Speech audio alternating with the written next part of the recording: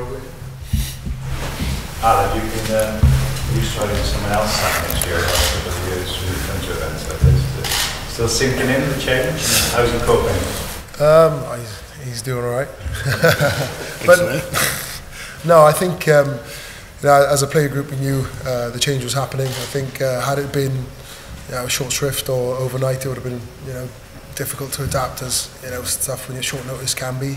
But Wayne, in fairness, and Gats and the union have been sensitive towards the players and the integration and the opportunity that Wayne's had to bring in his management and get that settled. And obviously that Barbers week has proved invaluable because we do feel like we're a week ahead already, having 2 training days of the squad. So it is change for everyone, but it's an exciting time to be part of a young, vibrant squad with lots to prove.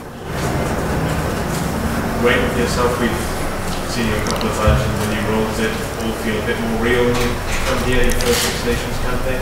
Yeah, certainly it's getting a lot closer, isn't it? It's exciting times, as Alun Wyn mentioned. It's been a long time sort of sitting in the background for me personally, but it's been a good time as well. It's been a time where we could do a lot of planning behind the scenes, looking ahead to the World Cup in 2023, but certainly this Six Nations is just around the corner now, and everyone's very, very excited by the opportunity. Wayne, is there any sense of trepidation at all? Because you're testing yourself now at a new level, isn't it? So are you questioning yourself more and more about whether that's right? No, I think really there's, as I say, we've had a period of time now together as a coaching group, the group that we've put together, which is an exciting group, very, very compatible group, and the guys are feeding off each other really, really well. So from our point of view, it's, we've had plenty of time to plan. We've had the Barbers game, which just been mentioned, and that was invaluable for us. So, we've had a lot of firsts out of the way. First time with the group, first time in training, first time in front of the group, addressing them, and first time in the changing and the training week. So from our point of view, that's been fantastic. And now it's really rolling our sleeves up, and it started on Monday with the squad that we've announced. So no, it's one where we're quietly confident that we've got a good group of players together that are going to work really, really hard. Wayne, how's Louis Rees-Summit and Liam Williamson? Are they going to be in contention for the first game? Yeah, Lewis picked up a bit of a bump last week. He's worked well with the medical team, and he'll be back hopefully training this morning, doing some running with the boys. So he'll go back to his club this weekend, and we'll get him back next week. Liam is on for round 2 of the competition. He won't make the Italian match, but is on track for Ireland in round 2. Louis Rees-Summit and Nick Tompkins have obviously impressed you enough for them to come into the squad. Have they impressed you in training so far? Yeah, we haven't seen Louis. As I say, he was having a run this morning, coming back from that knock he took on the weekend, but certainly as an individual, meeting him for the first time, rather than just talking to him over the phone. And he's a young man that's confident, and he should be because he's playing well. And he's a fresh young face. It's great to see him in the environment. Nick Tompkins has settled in very, very quickly. You can see that he's got a lot of experience. He's played with a lot of quality players around him, so coming into the international environment for him, I think, has been a pretty simple adjustment. Right, as someone from overseas who's actually looked on from the outside, what's special about this competition, and what's different, exciting about it?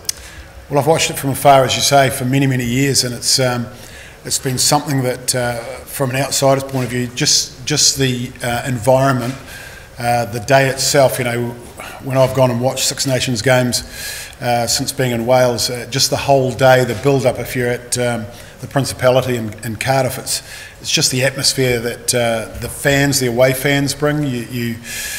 Southern Hemisphere, you've got to travel a bit more, so you don't get the same mix, which brings something special. I think you have a fantastic occasion the whole day, so it's something that I'm certainly looking forward to being involved in. When most people expect you to play wide open, expensive style of rugby, how does it compete to general? Yeah, well, look, Wales have won the competition last year playing the way they played, and you know, for any team to win the competition, you've got to be playing pretty well. So what we've done is we've come in and had a look and just asked the question, really, how can we add value? So we're looking at a couple of areas where we think we can add some value, and you know, we're looking at the attack and evolving that over time. It won't happen overnight. When we went into the Scarlets, it took a few years before we got it sort of how we were comfortable playing the game. So as players in a management group together. So it will take time, but it's certainly something we're looking to evolve over a period. When you look at the team you like to pick for the ASIC game, which are the areas that are causing you already the most headaches, which are going to be particularly difficult decisions? Yeah, we're looking at the enthusiasm at training at the moment. They all want it quite. You can see that everybody wants to be a part of that first game. Yeah, we talked a bit about that yesterday before training, and we had, I thought, a very, very good session. So look, it's going to be an interesting selection. We've obviously, it's game one. We want to put on a good performance, a strong performance at home in front of our fans. So we'll be putting out a side, I think, that we believe hopefully can get the job done, but to also put on a very good performance. We'll need that to go into round 2 against Ireland. A lot's been touched on just now about sort of the units of the squad with Wayne and some of the younger players coming in. What does that ask of you as a captain? I think with the makeup of the group, you know, with a lot of guys that were involved in last year, guys that have come back from injury, guys that have come back into contention. Yeah, the makeup of the group isn't just the players, it's the management as well. Yeah, as a captain, it makes my job easier. Also got learn a few more tricks. You know, the energy's there. I say it makes it easier because the energy's there. I've got to keep with the young guys. If we are going to evolve the game, then like I say, there's probably a few more things to adapt to, and that's what you want to do. I think I was questioned earlier about desire and why do you keep going. I just remember why I started. I want to play rugby. I want to be involved with Wales, and it is the phrase has already been said. It's Wayne's world now, and you know, I'm looking forward what's to come. Wayne, Rhys Webb's had a bit of a chaotic couple of weeks. How is he coming into camp in terms of his frame of mind, and how's he looked from what you've seen so far in training? Yeah, very experienced player. You know, British Lions come back into it. So the question is, yeah, where is he at in terms of his fitness levels to play? Well, he looked very sharp yesterday. I can say that he trained very, very well. But it was just the communication, level of communication that he brings, and that experience challenging other senior players during the training session, which I think is a fantastic thing. Keeps everybody on their toes, and as a 9, you know, you really want that guy that's barking the instructions, if you like, and you know, 9s and 10s have a role to play in terms of delivering, you know, the patterns and the plays that we want to use. So I think that experience was seen yesterday in training already. Wayne, you've brought in Sam Warburton into your coaching staff. You've got Martin in the back room as well. What's it like having those guys to bring the continuity from the previous setup?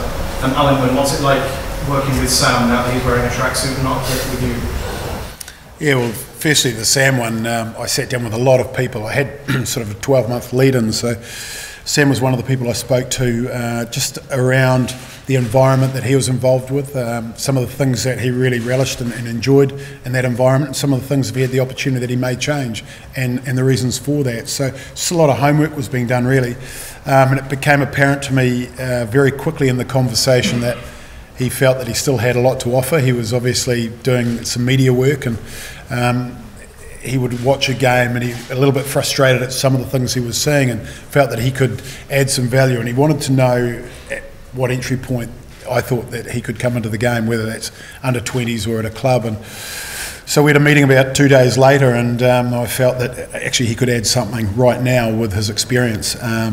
And I think Alan can talk from a player's point of view, but already the enthusiasm that he's going to bring, and the experience that he has in the area of the breakdown and the decision-making process around that breakdown area, I think is going to be very beneficial for us. Yeah, well, like you say, we've got a wealth of ex-internationals, having played myself with Steve, Martin, Sam. You know, it's nice to have them within the environment. But we all know Sam's qualities as a player. I think as a coach, it's probably going to be two-pronged. He's obviously going to help Byron in the defensive side of things, the tackle area. But also I think his role with the mentoring, particularly because we've got a lot of young back row at the at the minute, and that's not just that have been named in the squad, but into the regions as well. And I think when you have so many that could be operating at a particular level, you need someone to guide as many guys as we have to have that point of difference, and that's going to be invaluable, like I say, because that competition is so vast in that back row. To have someone like Sam that's able to,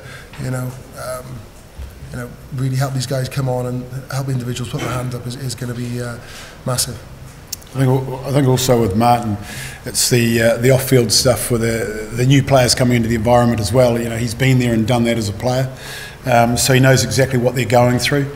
So the experience that he brings as a former player and captain of the side, he can help the young players. He can also have a coffee with Alun Wyn and the experienced boys as well, because he knows exactly what everyone's going through. So I think he's going to add a lot of value as well. When you're the title holders and reached the World Cup semi-final, you're down as third favourites for bookies. Is that something you're quite happy with, or what do you take on that? Yeah, look, we had a quick chat as a squad the other day around. Someone used the terminology of we're defending this trophy. We look at it that we're a new management group. There's some new players. Yes, there are some players that have won it, but we want to go out there now, like every other team, and try and win it this year. So we're no different from any other side, but we certainly don't see ourselves as defending it. We've got to go out there and win it and play some good rugby along the way. So that's really the sort of line that we're taking with the boys. When your time with Scots, how do you understand the expectation and outcomes with the role you have? Yeah, look, I think 5 years in Wales as a leader has been fantastic to understand the culture, understand what rugby means to the nation. It's very, very similar to New Zealand, where it's the #1 sport. It can change the vibe of a nation overnight, with a good result.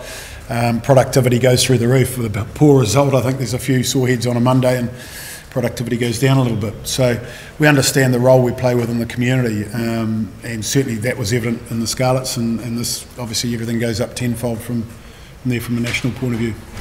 Alun Wyn, there's a big core of players, despite all the new faces that played in the World Cup. When you last lost the semi-final, you went on to win the Grand Slam. Although you've had a break to kind of digest it, can you use that host the World Cup as a driving force as a group? I think you'd have to ask the individual. I think as a group we established what we want to achieve before that. We didn't do that and we move on. I think it is a lot of change now, as has been already mentioned. And to a point we have to cut ties with that. We know what we can achieve and what areas we can or what level we can operate at. And again, go back to with the amount of change we have. It's going to be a bumpy road. We're not going to shy away from that. But as individuals, you come back in with an outlook, with a breath of fresh air, really, in regards to, well, that's gone, we've got to move forward. If you continue looking over your shoulder, you're going to slow yourself down. So you have to ask the individual on regards to that. Alun Wyn, you're the best person to ask this. How do you think the Six Nations has changed in your time? How's it changed? Why are you asking me that one? Is it? No, I think obviously sponsors have come and gone. You see players that go through the jersey, but ultimately it's that time of year. You get Christmas, and then there's only one thing better than Christmas, and that's the Six Nations, and that's where we find ourselves on the cusp of another one. I think the competitiveness year on year, we always say it, you'll say it grows. As a spectacle, it grows. And it's no different to this year for the World Cup year. A lot of changes at coaches, captain, and new faces. It adds for another successful competition. When you mentioned last week, Owen Watt getting back in line training, that's the first game he might be. He'll take part hopefully in full training next week. So he's on the improve, obviously. Running straight line running yesterday. So yeah, hopefully he'll be up and running next week. Possibly available for round 1, but more than likely round 2. Sorry, do you think starting against Italy in your championship is the ideal way to start a championship, or is still? Yeah, for us, a home game was a preference. With it being Italy, I think 2 teams, new coaches. So I think looking at previous sides that have been coached by the new coach, you're going to look at a bit of ball movement. I would suggest. So you know, depending if the roof's on or off, I think, and the weather, we should be in for an entertaining game, and I think it's a perfect start for the competition for us. So do you expect anything from, as you said, Italy now that we will be settled, I would say, new head coach? Do you expect some kind of different style of playing or anything? Yeah, well, I think traditionally, if you look at the teams that he's coached, they've moved a lot of ball. So I don't think that will change. Time will tell, but certainly we'll expect that, which, as I say, could be the makings of a very entertaining game. We'll certainly be looking to, as I said earlier, evolve our attack, but it'll be horses for courses, and yeah, I think it'll be an entertaining game. Let's put it that way. Another question for you, Alan. Scotland obviously had a new captain, Stuart Hogg. Is that a surprise to you? What was your experience of touring with the Lions? He's a unknown quantity, a character, a good teammate, obviously on the Lions. But he's been one of their stand-up performers, if not the stand-up performer in a Scottish jersey in recent years. And for all the smiles and laughs he might give you, he's a serious competitor. And he's that totem they can use to move forward. Obviously, there's a few teams that would have wanted to achieve more in the last 6 months. Ourselves being one as well, but obviously Hoggy's got the armband now, and he's arguably, like I say, been one of the most exciting players in the Northern Hemisphere in the last 4 or 5 years. So it was probably a natural progression for him. Can I get your both point of view on the French team and what they think about Galtier and maybe Oliver? Well, I think when he was at Toulon, he had a very strong side there, put together a very good team, had good results. I think you can see a blend of the future, young players. The French under-20s have won the World Championship the last couple of years. They've got some really exciting players coming through and some exciting young players that played at the World Cup. So, look, I think that they are a very dangerous side going forward, and a side that we'll certainly be respecting. It'll be an interesting selection with the squad that he's picked. Yeah, I echoed Wayne's points with an added one that they've got a defence coach that we know a little bit about. So it's going to be interesting to see what he can do in terms of France without the ball. So it's an exciting time for them, but obviously we're very wary of the threat that they pose in the competition. Wayne, Eddie's going to be the greatest rugby the world's ever seen. Do you feel you're underselling your own talent? You know, it's day one for me, isn't it?